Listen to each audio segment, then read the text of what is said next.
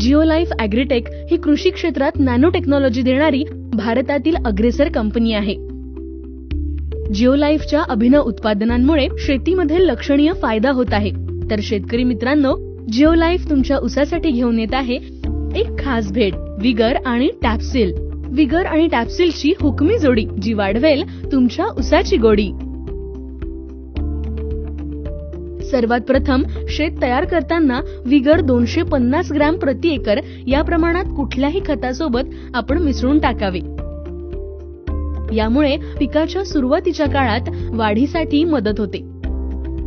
पांढऱ्या मुळांची भरपूर वाढ होते. आवश्यक अन्नद्रव्यांची उपलब्धता होते.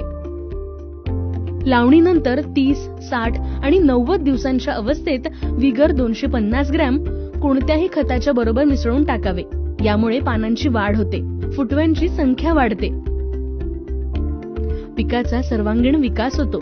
जमिनीतील पडीक अन्नद्रव्यांचे विघटन होऊन ते पिकाला मिळण्यास मदत होते.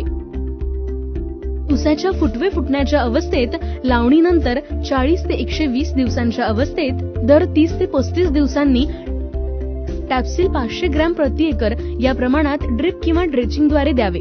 यामुळे पिकाला सिलिका घटकाची पूर्ती होते. पिके कोलमडण्याचे प्रमाण कमी होते.